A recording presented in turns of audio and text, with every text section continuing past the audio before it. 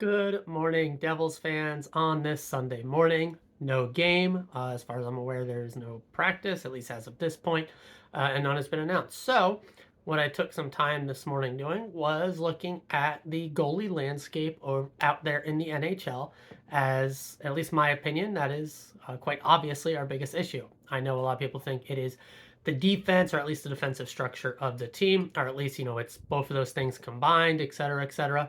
And I don't fully disagree, at least especially with what we iced the other night. Two complete rookie defensemen, essentially a rookie defenseman in Kevin Ball, and then our defensive stalwarts in Siegenthaler and Marino are not quite playing up to the level that they did last season. Now, they've been horrendously awful. No, I think Siegenthaler has taken a little bit of a step back.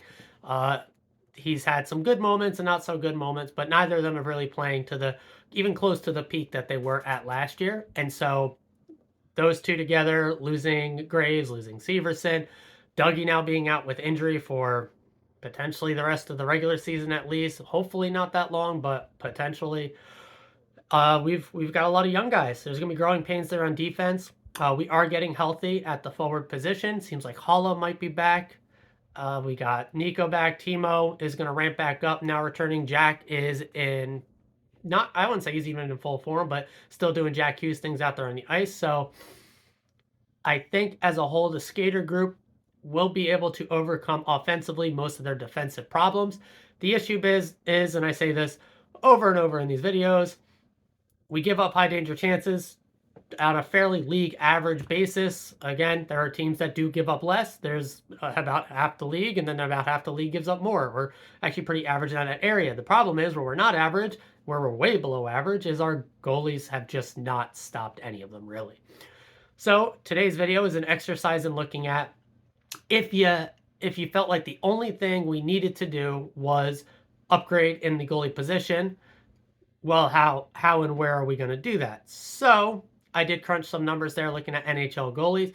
And then I do have a bit of a dark horse candidate, I guess, although I don't know if that will quite come to fruition just based on how they've already gone about this season so far. So let's go ahead and dive into it. So this is using Money Puck's goalie stat tracking. I like them as far as goalie statistics go, as far as a free resource. There are definitely some much better ones out there if you're willing to pay for it.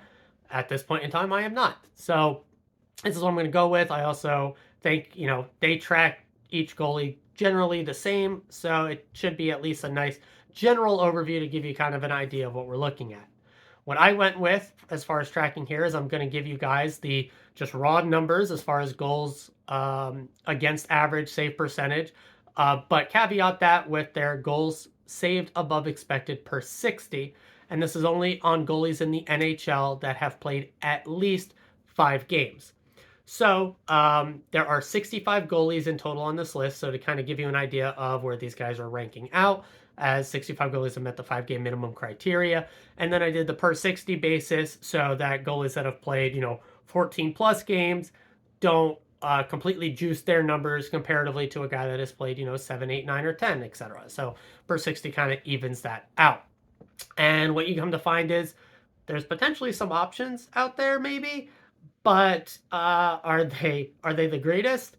Maybe not so much. So everyone we're looking at is obviously not towards the top of this list. The top name, to give you an idea, I'll shoot out his goal save expected numbers here for you, is going to be Charlie Lindgren.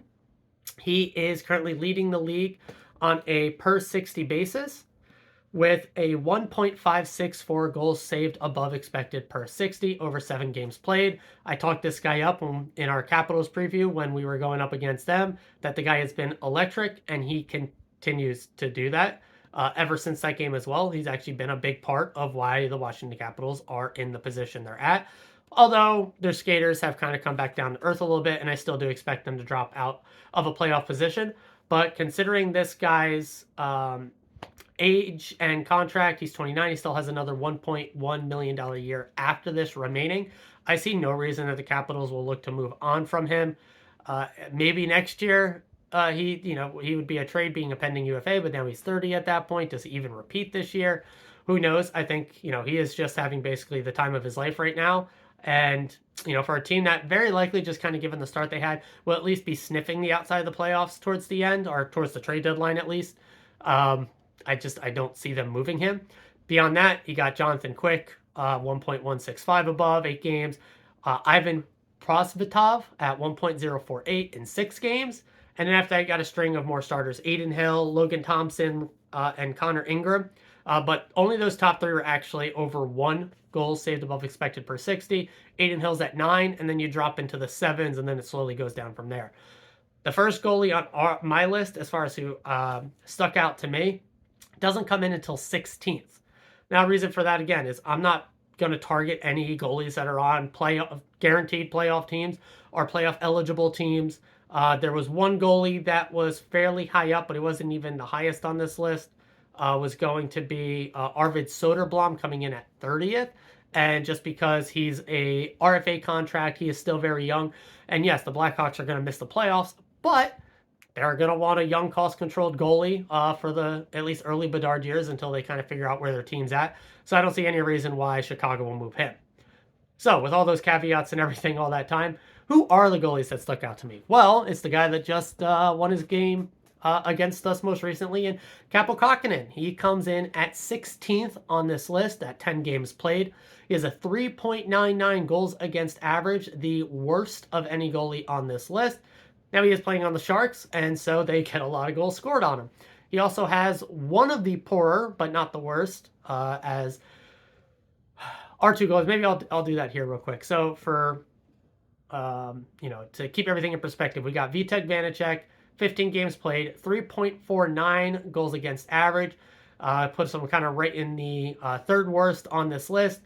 0.879 save percentage. The worst save percentage on this list is at negative 0.5 goal save above expected per 60, which puts him 53rd out of 65 goalies. He is still on a $3.4 million contract for 2 more years at 27 years old. Akira Schmid, he's 54th, so he's 1 spot worse now than Vitek Vanacek after that Sharks game.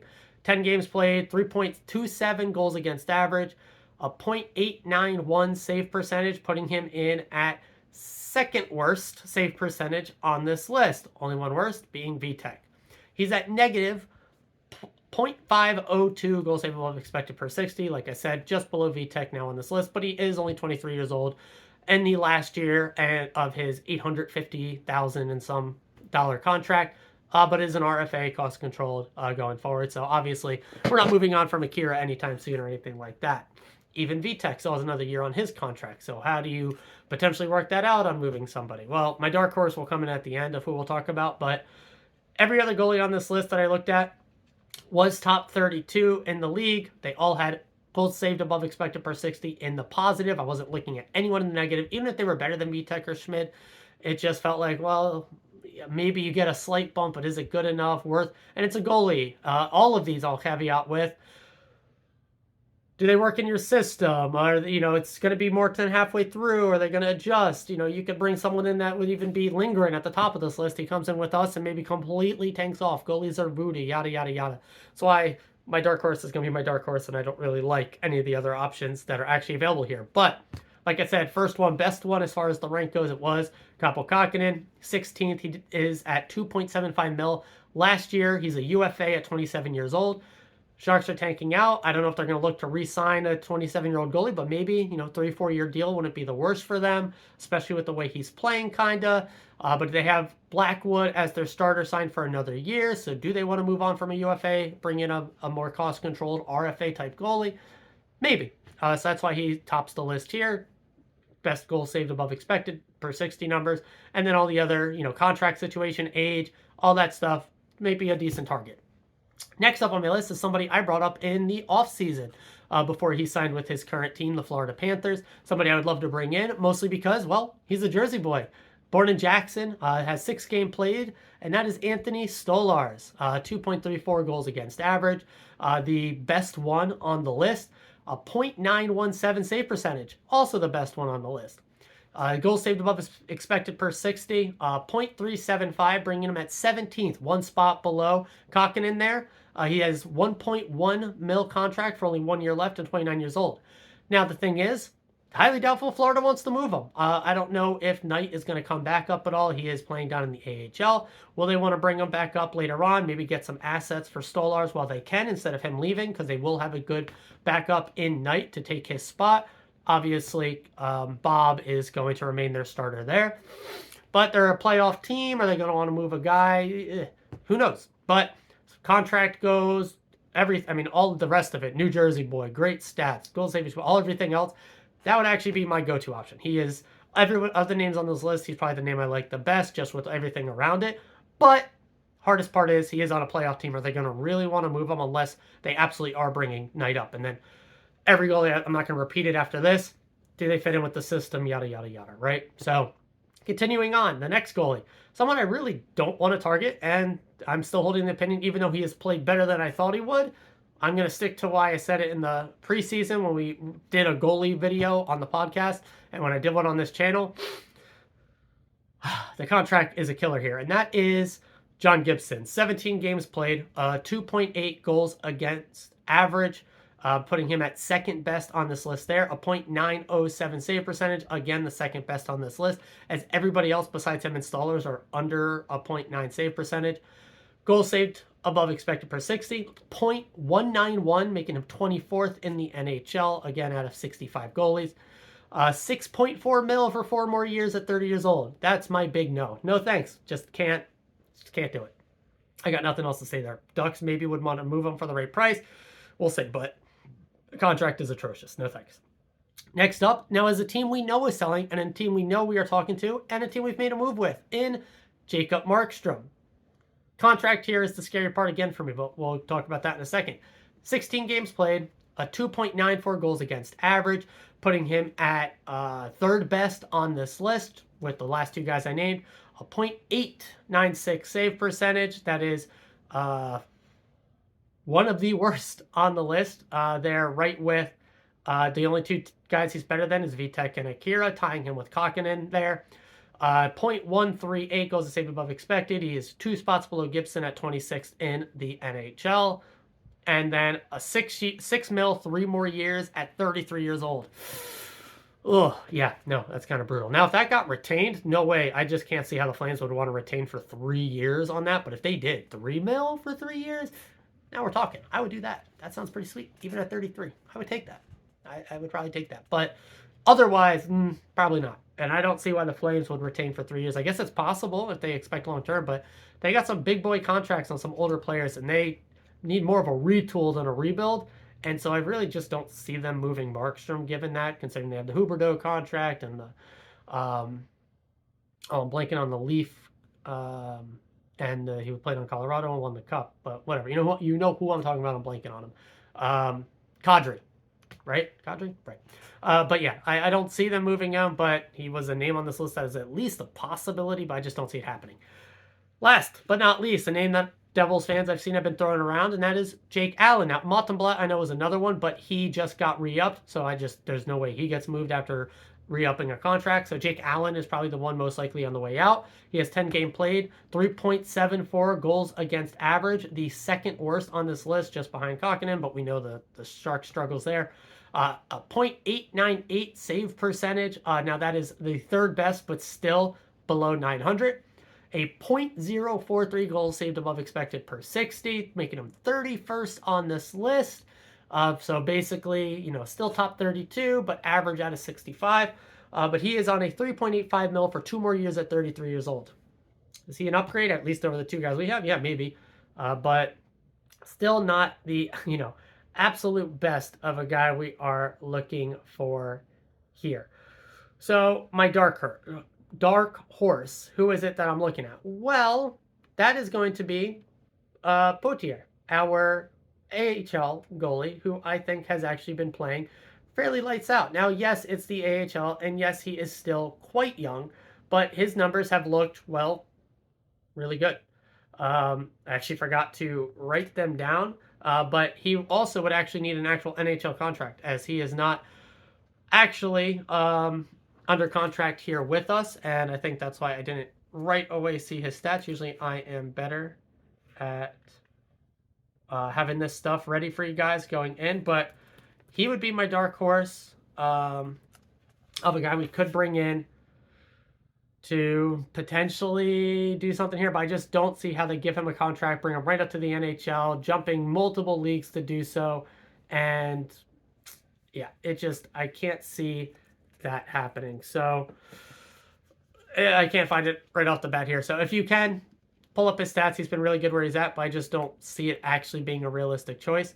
So again, my top choice out of all the goalies is going to be Stolarz, but I think he's the toughest one because he is on a playoff bound team in Florida, unless they are for sure bringing Knight up, and then maybe that could be a realistic, legitimate shot. Beyond that, Jake Allen maybe, but it's rough, guys. The goalie market is rough out there, so it really does feel like our best bet is don't play Kira Schmidt on back-to-backs. Let him get a bit more starts. Hopefully VTech finds his groove, and we just got to grind it out with our current goalie situation, and hope with a fully healthy, although fully healthy is not really realistic with the Dougie injury, a mostly healthy roster and some rookies, especially Nemec not being in his very first NHL game, get a lot more acclimated to the NHL, get a bit more defensively responsible, and we right the ship. I know standings-wise, looking at just raw standings and looking at not caring about how many points behind games played and how much this still runway is, it looks bad. Second worst in the Metro still. It's like one game flip, we move up like 4 spots. It's crazy. So don't standings watch quite yet. It's not that bad. So my opinion, looking at all this, there's a goalie move to be made, but it's risky, and we probably very likely just stick with the guys we have. So that's going to do it for this video. Let me know what you guys think. Did I completely miss a goalie that we should be targeting and I didn't name? Throw his stats at me, like why should we be looking at him and what's realistic? Why would his team move him if that is the case? And or do you think, yeah, it's unfortunate, but that's just goalieing in the NHL, and we got to hopefully find a way. So this video went a lot longer than I thought it would. Usually I try and keep Sundays short, but it is what it is. So I'll see you guys tomorrow morning. I'll see what I want to talk about there. And then after that, it's a nice Devils West Coast game day. Vancouver, Hughes boys. It's going to be a fun one. One of the hottest teams in the NHL. Yeah, it's going to be a big Western road trip. It's going to be big. So see you guys tomorrow morning, as always, and forever.